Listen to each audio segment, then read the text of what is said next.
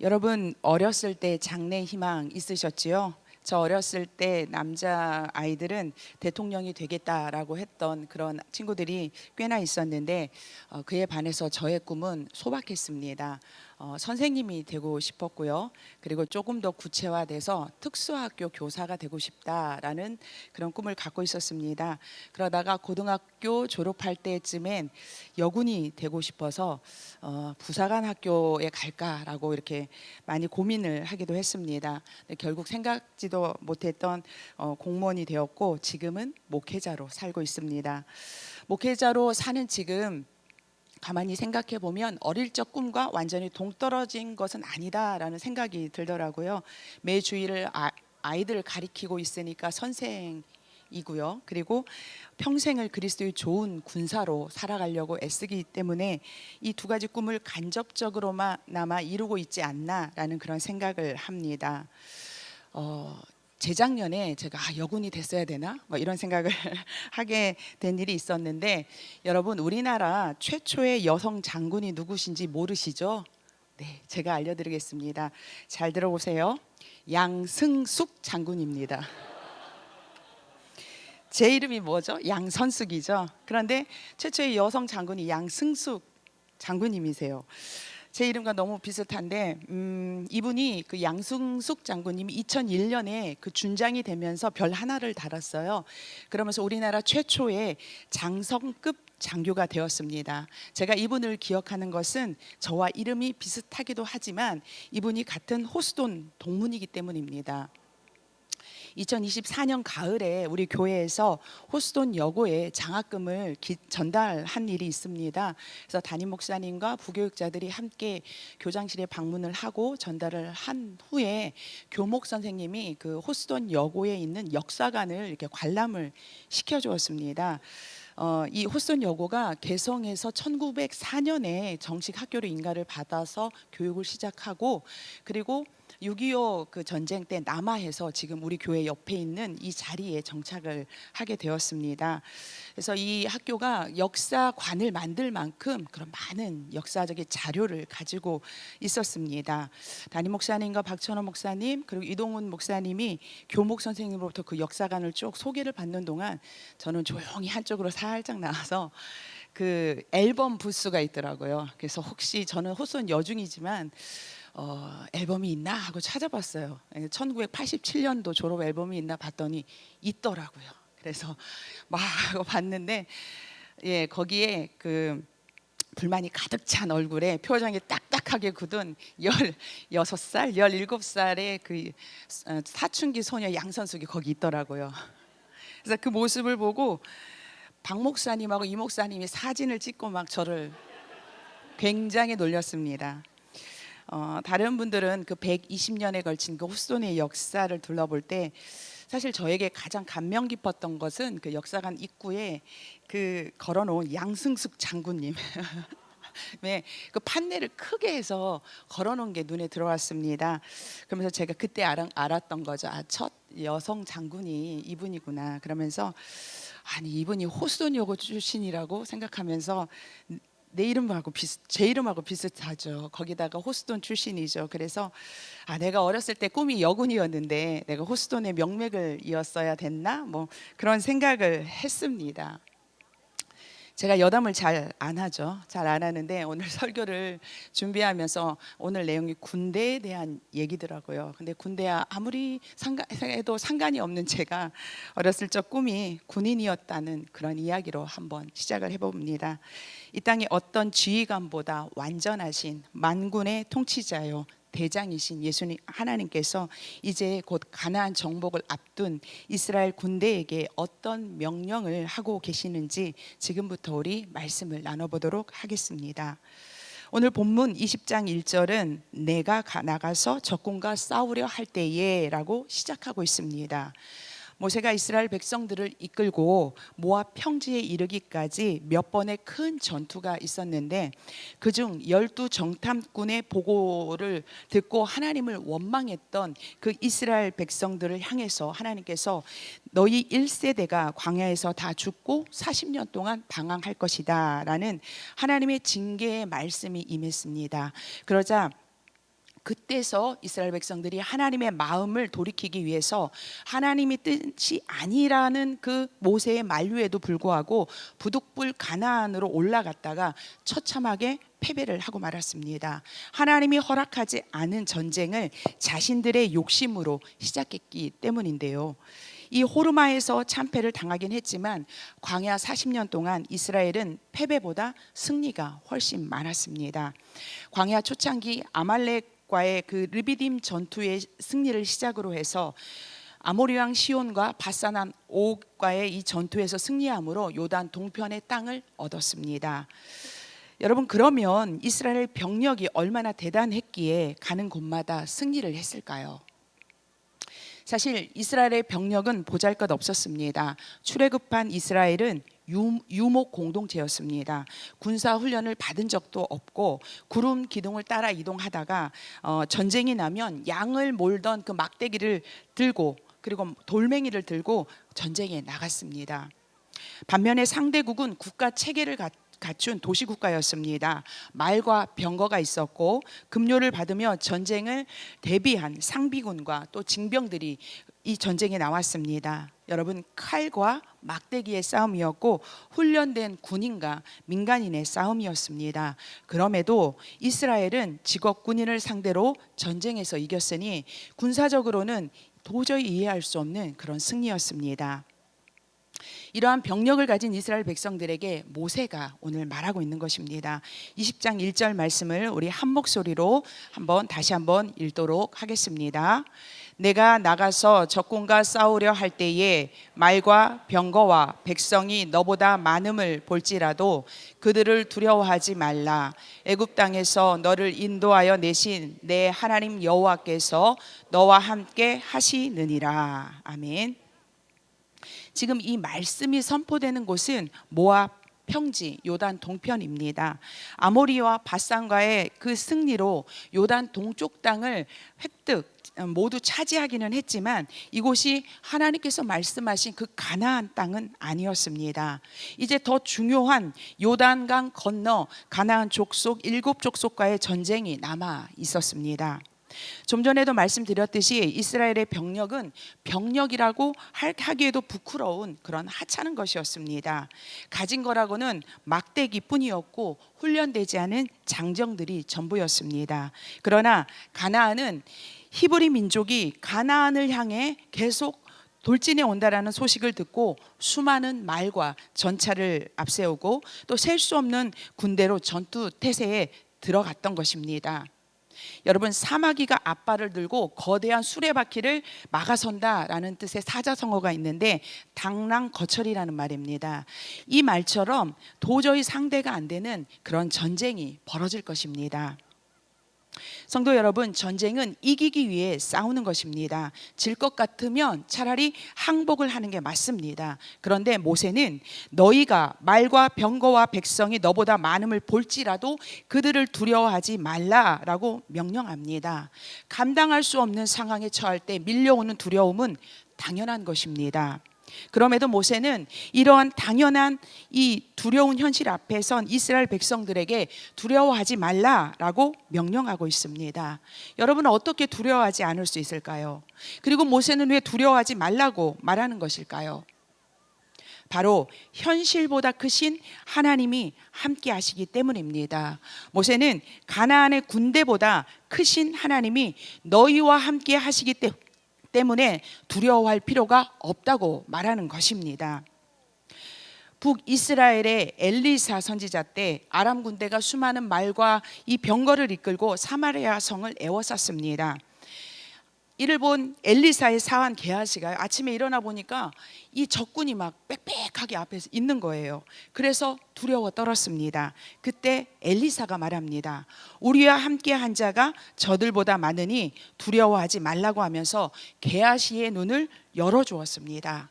닫혔던 게하시의 눈이 열려 산을 바라보니 아람 군대보다 더 많은 불말과 불병거가 서 있는 것을 보았습니다. 사랑하는 성도 여러분, 육신의 눈으로는 나를 힘들게 하는 문제만 보이지만 영의 눈으로 보면 나와 함께 하시는 그 하나님을 볼 수 있습니다. 하나님은 과거에도 나를 위해 일하셨고 현재도 일하시며 장래에도 일하실 것입니다. 그 하나님을 바라볼 때 문제와 상황이 주는 그 두려움에 사로잡히지 않을 수 있습니다. 우리의 지난 날을 생각해 보십시오. 행복한 날도 많이 있었지만 죽을 것 같이 답답했던 시간도 많이 있었습니다. 문제 앞에서 내가 한 것이라고는 한숨 짓고 하나님께 도와달라고 기도한 것밖에 없는데 그 죽을 것 같던 상황이 변하고 돕는 손길이 나타나지 않았습니까? 문제 해결을 위해 백방으로 뛰어다녀서 이것은 내 힘으로 해결했다라고 생각하지만 그렇게 뛰어다니며 문제를 해결할 수 있도록 허락하신, 힘을 주신 분도 하나님이셨습니다.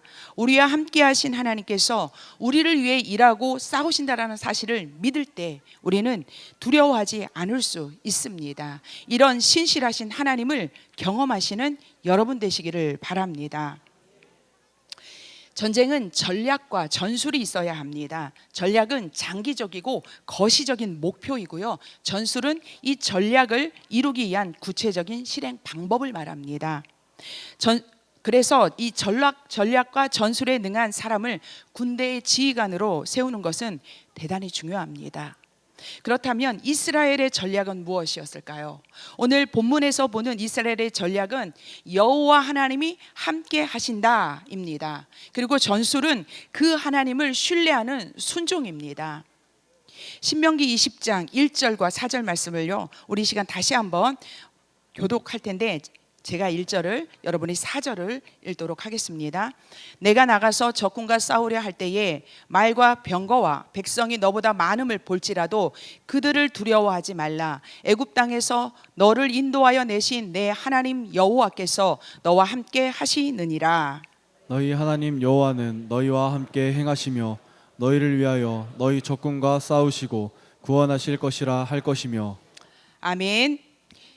전쟁에 능하신 여호와 하나님께서 이스라엘의 싸움을 지휘하시며 내리신 전략은 내가 너희와 함께하고 내가 너희를 위하여 적군과 싸우겠다입니다. 그러면 이스라엘 군대는 하나님이 세우신 이 전략의 완전함을 신뢰하고 전쟁터에 나가기만 하면 됩니다. 하나님을 신뢰하는 순종이 가장 좋은 전술인 것입니다. 지휘관의 전략을 믿고 움직이는 군대가 좋은 군대입니다. 이스라엘 백성들이 하나님의 일하심을 믿고 전쟁의 한가운데서 하나님의 일하심을 바라보는 것은 영광스러운 일입니다. 오늘 본문을 보면요, 이스라엘의 군대에서만 볼 수 있는 특이한 점이 있습니다. 여러분, 보통 전쟁을 준비할 때 작전을 짜고 그리고 사기를 진작시키는 것은 이런 모든 일은 군대의 지휘관이 통솔합니다. 그러나 이스라엘은 신정국가입니다. 그래서 전쟁에 나갈 때도 군대의 지휘관이 나가기 전에 가장 먼저 제사장이 백성들 앞에 서서 제사를 드리고 그리고 하나님의 말씀을 백성들에게 선포합니다. 2절을 보시면 제사장이 백성들 앞에 나아가서 이스라엘아 들으라 라며 쉐마의 형식으로 말씀을 선포합니다. 그리고 그 후에 5절을 보시면 책임자들이 백성들 앞에 나가서 군대를 정비합니다. 그리고 9절을 보면 군대의 지휘관들이 무리를 거느린다 이렇게 말하고 있습니다. 사랑하는 성도 여러분, 우리는 하나님의 백성입니다. 그렇기에 무슨 일을 하든지 그것이 신앙에 관련된 일이든지 가정 일이든지 직장 일이든지 하나님의 말씀을 듣는 것으로 시작해야 합니다. 왜요? 우리는 세상의 원리가 아닌 하나님의 다스림으로 사는 하나님의 백성들이기 때문입니다. 여러분, 제사장들이 이스라엘 군대를 향하여 하나님이 우리와 함께 하시니 두려워하지 말라라고 말씀을 선포했고요. 다음으로 군대의 책임자들이 어떤 일을 했는지 살펴보겠습니다. 그들은 군대를 정비하는 일을 했는데 징집해서 온 군인 중에 집으로 돌아가야 할 사람을 가리고 있습니다. 전쟁에 참여하지 말고 다시 집으로 돌려보내야 할 사람은 다음과 같습니다. 5절에 새 집을 짓고 낙성식을 하지 못한 사람, 6절에 포도원을 만들고 과실을 먹지 못한 사람, 7절은 약혼했는데 전쟁터에 불려 나온 사람은 집으로 돌아가라는 명령입니다. 여러분, 이스라엘의 군대는 언제나 적군보다 군사가 적었습니다. 한 명이라도 더 데리고 나가야 승산이 있을 텐데 그럼에도 돌려보내라는 것입니다. 그들이 집으로 돌아가야 할 사람 첫 번째가 새 집을 짓고 낙성식을 하지 못한 사람이었죠. 이 낙성식이란 집을 완공한 후에 행하는 예식으로 우리말로 쉽게 하면 헌당입니다. 낙성식을 통해서 이 집의 내가 소유주가 됐음을 많은 사람들에게 공포하고 동시에 하나님께 이 집을 봉헌함으로 모든 것을 하나님께 의탁합니다라는 의미가 있습니다. 당시 문화에서 이 낙성식을 한다는 것은 한 가정의 정말 중대한 일이었고 축복된 일이었습니다. 그런데 공을 들여서 집을 짓고도 낙성식을 하지 못한 채 전쟁에 참여하게 된 거예요. 그러니 이 집 지은 그 즐거움과 기쁨을 누리지 못한 채 전쟁에 나와 있다면 그 마음에 커다란 짐을 지고 전쟁에 집중할 수 없다는 겁니다. 그리고 만약에 이 전쟁이 패하게 될 때는 자기가 지은 집에 다른 사람이 들어가서 살게 될 그런 일들이 생기는 것입니다. 두 번째, 집으로 돌아가야 할 사람은 포도원을 만들고 그 과실을 먹지 못한 사람입니다. 보통 과일 나무를 심으면 처음 3년 동안은 열매가 맺지 않습니다. 그래서 율법에는 4년 차에 나오는 열매를 하나님 앞에 드리고 5년 차에 거두는 열매는 그때부터 너희들이 먹어라 라고 이렇게 말씀하고 있습니다. 그런데 그렇게 수년간 수고하여 열매를 먹으려고 할 그 찰나에 그 징집이 된 것입니다. 하나님은 그동안의 그 수고를 기억하며 그런 사람도 집으로 돌아가서 가족들과 너가 수고한 열매를 함께 먹으라는 것입니다. 세 번째는 약혼을 하고 결혼을 준비하는 사람입니다. 유대인들에게 약혼은 결혼과 같은 효력을 갖습니다. 보통 약혼하고 그 신랑이 신부의 집을 준비하는데 한 1년 정도 이렇게 예측을 하고 준비를 하는데, 약혼하고 또 혹은 결혼한 사람이 전쟁터에서 죽게 된다면 갓 결혼한 신부의 안전을 지킬 수 없게 됩니다. 하나님은 이제 막 결혼한 그 신혼 부부의 안전과 사랑을 지켜주시는 것입니다.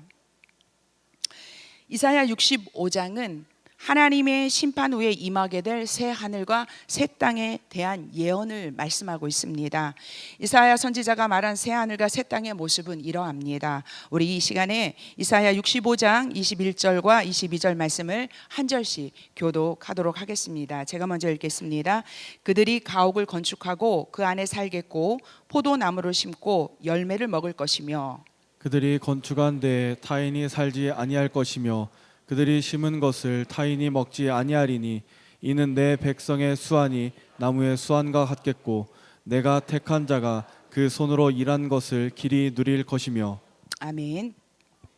하나님은 당신의 백성들이 살 집을 건축하고 포도나무를 심어 그 열매를 그 집에서 가족들과 함께 사는 그런 행복하게 사는 모습을 꿈꾸셨습니다. 새 하늘과 새 땅이 이루어진 그때에 이렇게 살게 될 것이다 라고 이사야 선지자를 통해서 말씀하고 있는 거죠. 그런데 이 이사야 65장에서 말씀하신 그 이상적인 그 사회상을 바로 오늘 신명기 20장 집으로 돌아간 사람들이 누려야 할 모습과 같습니다. 하나님은 종말에 완성될 하나님 나라의 풍경을 멀고 먼 미래의 일로만 두지 않으셨습니다. 장차 이루실 그 새하늘과 새 땅의 행복을 수천 년 전 모세를 통해 미리 선포하셨고, 그리고 이스라엘 백성들 삶 가운데 그렇게 살 수 있도록 선포하셨던 것입니다. 성도 여러분, 세상은 개인보다 국가가 먼저라고 말합니다. 그래서 국가의 안전을 위해 개인의 행복을 희생시킵니다. 그러나 하나님은 전쟁 한복판에서도 당신의 백성의 행복을 먼저 생각하십니다. 세상은 승리를 장담할 수 없어서 사람을 희생시키지만 하나님은 승리를 장담하시기에 사람을 존중하시는 것입니다. 그런데요, 이에 지금 말씀드린 세 가지 유형의 사람을 가려낸 후에도 집으로 돌려보내야 할 사람이 또 있었습니다. 바로 8절에 나와 있는 마음이 허약한 사람입니다. 이스라엘 군인들은 싸움에 능한 그런 자원병, 훈련된 그런 군사들이 아니었습니다. 지파별로 할당된 인원이 있었기에 어쩔 수 없이 전투에 참여한 징집병들이었는데, 아무리 하나님께서 함께 하시니 너희들은 두려워하지 말라라고 해도 전쟁에 참여할 준비가 안 된 마음이 허약한 사람들이 있었다는 것입니다. 이에 하나님은 이들을 돌려보내라라고 말씀하십니다. 왜냐하면 두려움은 전염되기 때문이 그렇습니다. 두려움에 찬 군인은 군대의 사기에 심각한 해를 끼쳐서 8절 말씀처럼 그의 형제들의 마음도 낙심하게 할 수 있기 때문입니다. 하나님에 대한 믿음의 결핍이 두려움으로 나타나고, 불신은 전염병처럼 번져나가 공동체 전체를 무너뜨릴 수 있기 때문에 그들을 집으로 돌려보내라고 명령하셨습니다. 우리는 기드온의 300용사의 이야기를 잘 알고 있습니다. 미디안 군대가 이스라엘을 쳐들어왔을 때 하나님은 3만 2천 명의 군대를 향해 누구든지 두려워 떠는 자는 집으로 돌아가라 라고 명령했습니다. 그래서 2만 2천 명이 집으로 돌아가고요, 1만 명이 남았습니다. 그런데요, 하나님은 이 1만 명도 많다고 하시면서 최종적으로 300명만 남았습니다. 기드온은 이 300명으로 13만 5천 명의 미디안 군대와 싸워서 이겼습니다. 성도 여러분, 하나님이 함께 하시는 전쟁은 사람의 많고 적음이 문제가 되지 않고 병기의 우세에 달려있지 않습니다. 모세는 신명기 7장 7절에서 여호와께서 너희를 택하심은 너희가 다른 민족보다 수요가 많아서가 아니라 오히려 모든 민족 중에 가장 적기 때문이라고 말씀하셨습니다. 이스라엘이 적군과 싸우려 할 때 필요한 것은 보이는 것이 주는 두려움을 이기는 믿음뿐입니다. 하나님이 함께 하신다라는 이 믿음으로 전투의 맨 앞에서 싸우실 그 하나님의 임재를 목도하는 것이 그들이 해야 할 일이었습니다. 그렇기에 숫자의 많고 적음은 하등 문제가 되지 않습니다. 전쟁이 병사의 숫자나 그리고 화력이 있지 않다라는 것은 이순신 장군의 명량 대첩에서도 증명되었습니다.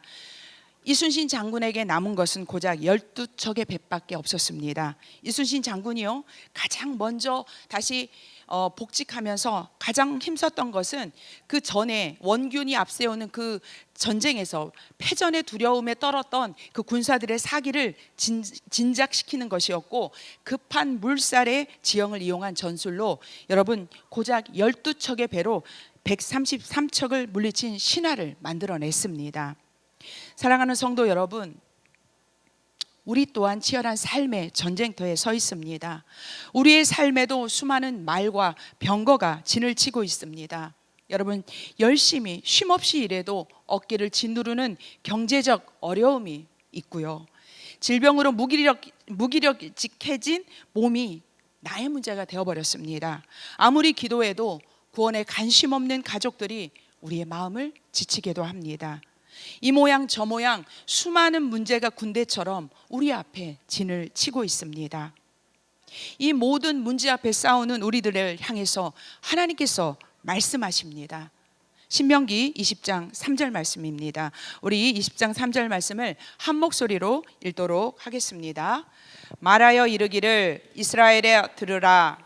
너희가 오늘 너희의 대적과 싸우려고 나아왔으니 마음에 겁내지 말며 두려워하지 말며 떨지 말며 그들로 말미암아 놀라지 말라. 아멘.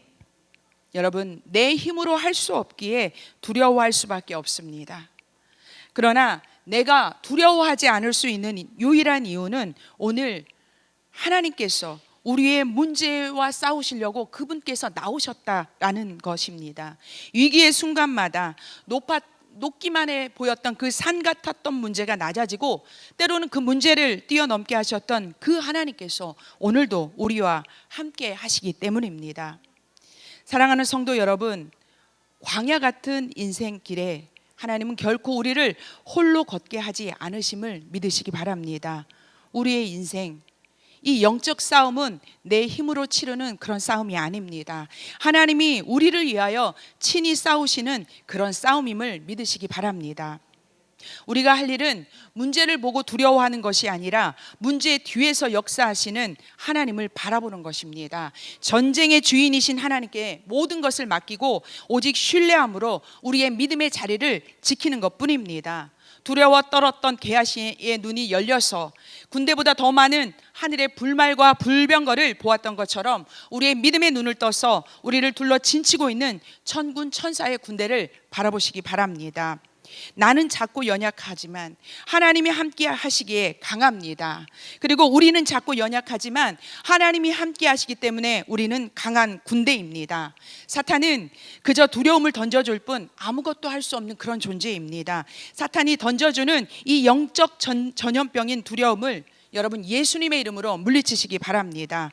그럴 때 우리를 위해 친히 싸우시는 그 하나님의 일하심을 목도할 수 있는 저와 여러분 되시기를 예수님의 이름으로 축복합니다.